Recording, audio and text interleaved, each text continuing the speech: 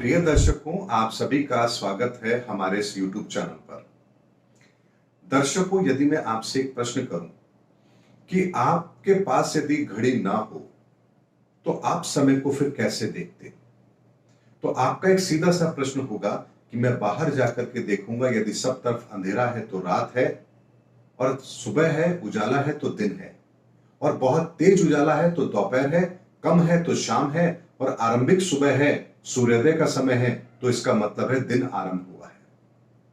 लेकिन दर्शकों, आपने बहुत बार ऐसा देखा होगा कि बाहर की प्रकृति के अंदर भी कुछ व्यवधान आते हैं, और समय के आधार पर यदि आप देखेंगे तो वहां पर वैसी परिस्थिति नहीं होती जैसी आप सोचते हैं।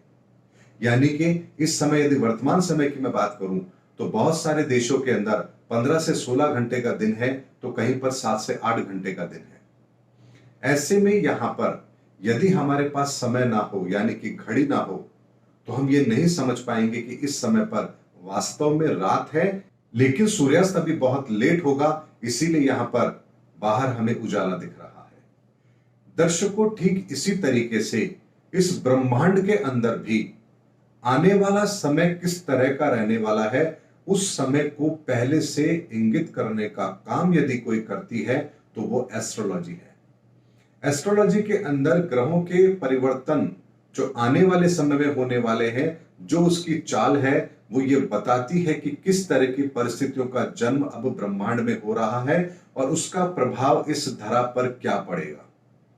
इसीलिए दर्शकों, 2018 के अंदर ही मैंने उस प्रेडिक्शन को किया था कि जब यहां पर धनु राशि के अंदर 6 ग्रहों की युति बनने जा रही थी, और ये अपने आप में एक संकेत दे रही थी कि आने वाले समय के अंदर ब्रह्मांड के अंदर जो परिस्थिति बनी है, ये किसी विषम परिस्थिति को जन्म देने वाली है। और आप लोगों ने देखा भी, वैसी परिस्थितियां बनी भी। उसके बाद हमें एक छोटा सा राहत का समय भी मिला, लेकिन उसके बाद मकर राशि के अंदर फिर से 6 ग्रहों की युति बनी। दर्शकों, इन दोनों युति के बीच के अंदर अगस्त के अंदर यहां पर एक ऐसी सुखद परिस्थिति भी बनी थी, जब यहां पर ग्रहों की ऐसी परिस्थिति शायद 4000 सालों में पहले कभी नहीं बनी, जहां पर हर ग्रह या तो अपनी उच्च राशि में था, या अपनी स्वराशि में था, या अपनी मित्र राशि में था।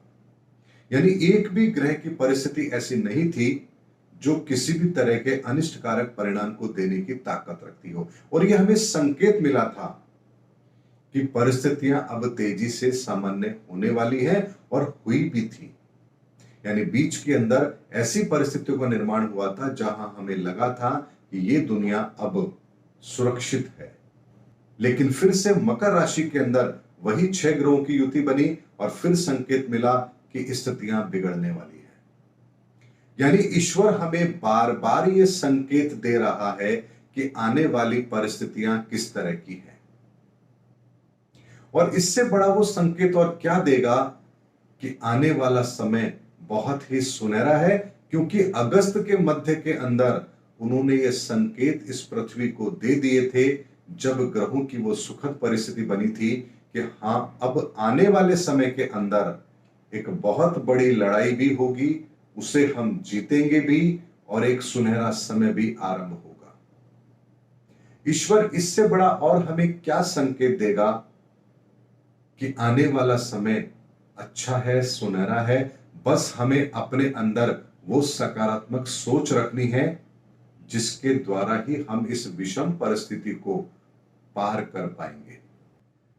ऐसे में ईश्वर ने जो हमें संकेत दिए हैं, आरंभ में विनाश के संकेत भी दिए, मध्य में पुनः सृजन के संकेत दिए, उसके बाद पुनः विनाश के संकेत दिए, और उसके बाद एक स्थायी तौर पर आगे बढ़ने के संकेत दिए।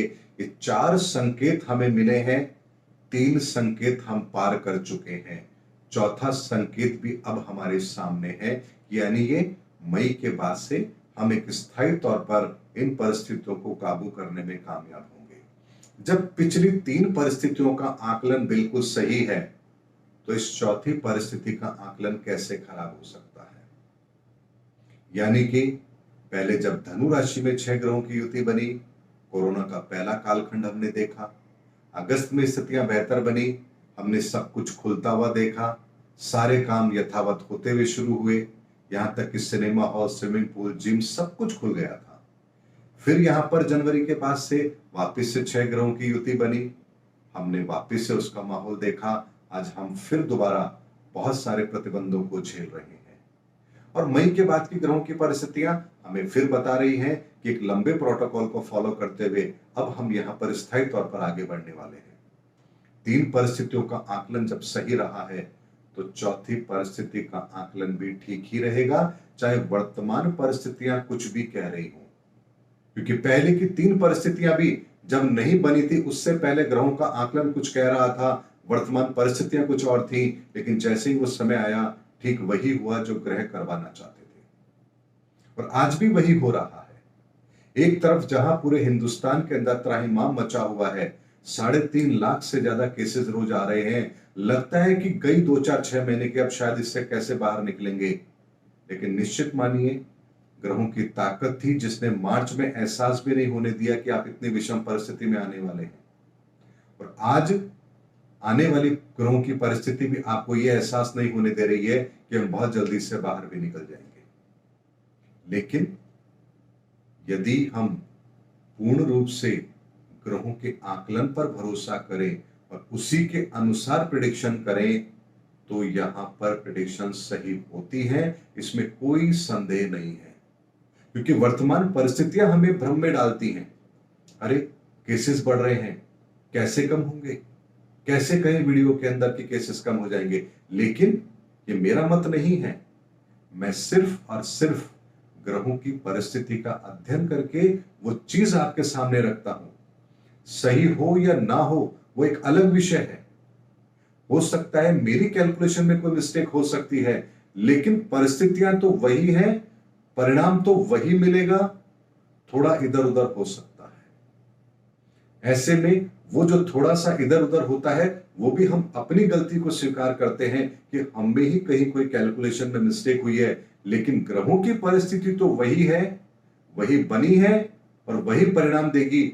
हम में कैलकुलेशन से कहीं चूक हुई है, लेकिन उसका दिशा जो है वो बिल्कुल सही है। यानी सही तो सही रास्ते पर है, अगर विनाशकारी रास्ते पर है तो विनाशकारी रास्ते पर है। समय थोड़ा आगे पीछे हो सकता है, लेकिन ऐसा नहीं होता है कि विनाशकारी समय है और सब कुछ सही है और सब कुछ सही है और विनाशकारी समय आ गया। ऐसा कभी नहीं हुआ है। थोड़ा आगे पीछे जरूर हुआ है, लेकिन हुआ वही है जो ब्रह्मांड के अंदर ग्रहों की परिस्थिति बन रही है और जो नीति का विधान है, विधि का विधान है, नीति की नियति है, वही सब कुछ यहां पर हो रहा है। ऐसे में हमें इस पर भरोसा भी करना चाहिए और अब ईश्वर जब हमें संकेत दे रहा है तो हमें ईश्वर के संकेतों पर भरोसा भी करना चाहिए। एक सकारात्मक सोच के साथ हमें आगे बढ़ना है। बहुत जल्दी हम इन विषम परिस्थितियों को खत्म कर देंगे, इसमें किसी को कोई संदेह नहीं होना चाहिए। उम्मीद करता हूं दर्शकों मेरा वीडियो आपको जरूर पसंद आया होगा। अगले वीडियो में आपसे फिर मुलाकात होगी, तब तक हमारे चैनल पर बने रहिए। जय हिंद, जय भारत।